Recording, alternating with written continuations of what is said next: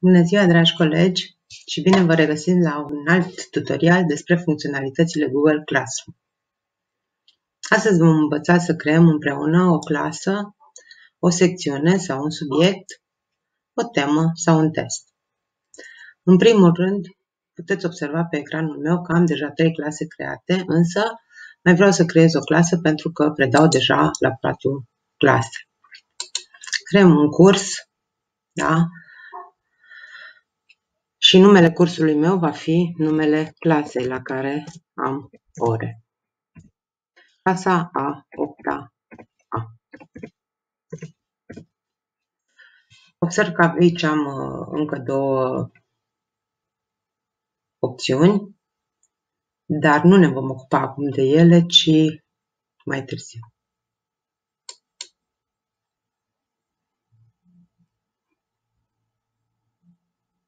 Se creează, da? Așteptăm doar puțin până se creează. În momentul în care se creează va apărea pe ecran.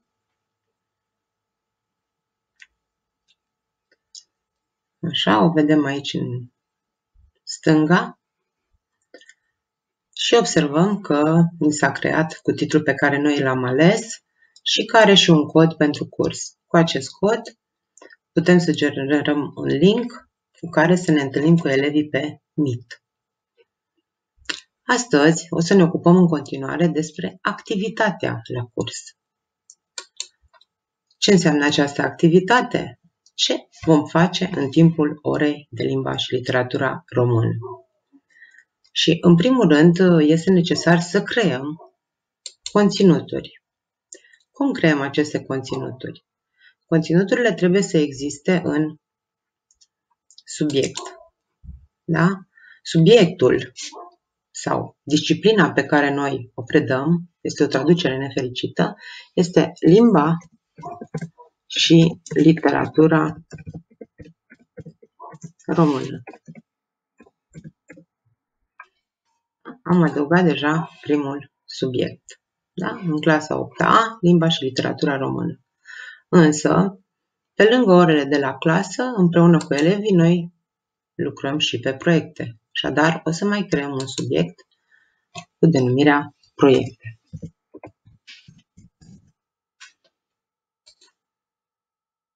Avem deja 2 subiecte create. Ei, sigur că elevii în momentul în care vor intra pe platforma Google Classroom vor căuta limba și literatura română și lecțiile pe care noi le vom posta, bineînțeles, cu o zi înainte. Și atunci ne propunem să creăm deja primul material, adică prima lecție pentru elevi. Și ați văzut cum am făcut asta. Am dat click pe creați și pe material. Ne întoarcem. Creați și apoi material. Și vom pune titlul materialului Unitatea 1.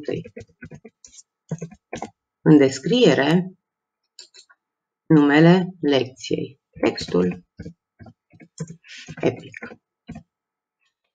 Nu este obligatorie descrierea, dar este bine ca elevii să vadă care este numele lecției. Și am posibilitatea să creez schița lecției în documente sau proiectul de lecție dacă vreau, sau să creez o prezentare de genul prezentării asemănătoare cu prezentarea PowerPoint sau să adaug o lecție. Să adaug o lecție pe care deja o am creată în calculatorul meu. Și voi merge în Google Drive, apăs butonul adăugați, apoi voi merge în Google Drive și dacă lecția mea este deja în Google Drive, pentru că este mai simplu să o iau de aici, o voi lua de aici. Dacă nu o găsesc aici, o încarc, da, apăsând pe butonul încărcați, o încarc din calculatorul meu. Da?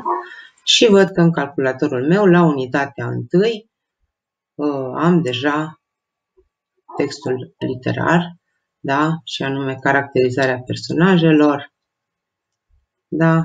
Naratorul și personajele. Și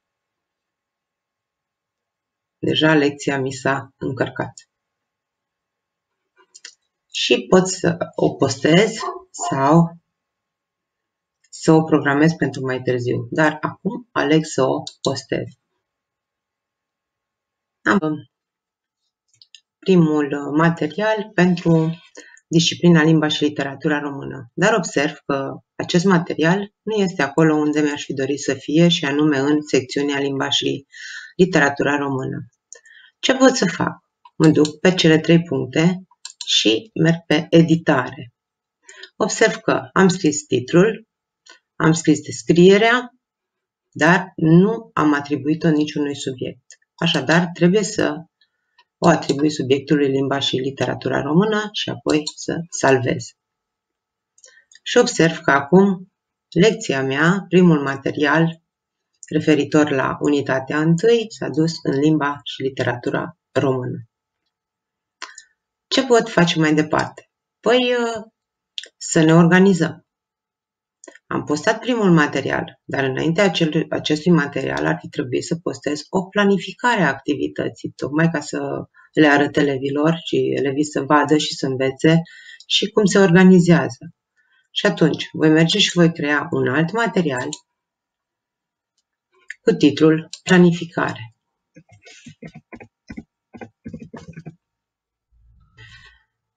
În descriere pot să spun că este vorba de planificare calendaristă. Este important ca elevii să știe unde ne aflăm. Și nu o să o creez acum, pentru că, cu siguranță, planificarea o avem deja în calculator. Observ că nu am aici. Mă voi duce în calculator, da? Și o să caut locul unde am pus planificarea.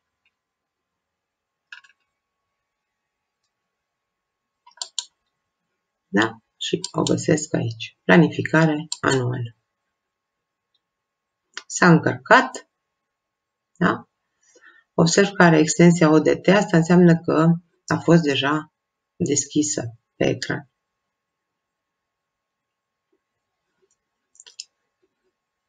Pentru ca să nu mi se salveze cu această extensie, pot să o închid.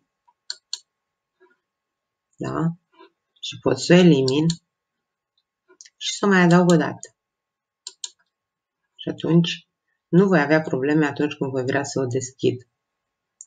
Da? Observ că o am aici, dar s-ar putea să fie cu aceeași extensie și atunci, ca să fiu sigură că încarc ceea ce trebuie, mă voi duce din nou în fișierul, în folderul în care am planificarea și o voi încărca de aici. Da? S-a încărcat la fel. O atribui subiectului planificare, limba și literatura română, da? Și aleg să o postez. Și mi-a apărut în planificare. Bun. În cazul în care observați că cele 2 secțiuni pe care le-am creat sunt într-o ordine pe care eu nu mi-o doresc. Eu aș vrea ca prima să apară limba și literatura română și apoi proiectele. Și atunci, cu click stânga pe mouse, pot să le mut. Și să mut limba și literatura română prima și apoi proiectele. Sau mai pot face asta de la cele 3 punctulețe. Da? Am aici opțiunea mutați în jos. Da? Sau în sus, cum ne dorim. Așadar, am învățat astăzi cum postăm materiale. Dacă vrem să dăm elevilor o temă, la fel, așa cum am creat materialele, le atribuim o temă. Da? Și le comunicăm elevilor modul de evaluare a temelor. Da? Este o caracterizare a personajelor.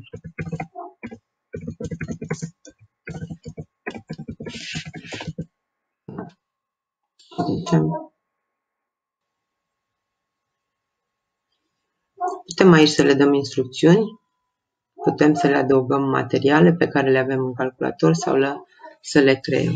Aleg să nu fac asta, însă nu voi alege să o creez acum, da? Ci să o programez. Și o programez pentru 20 noiembrie.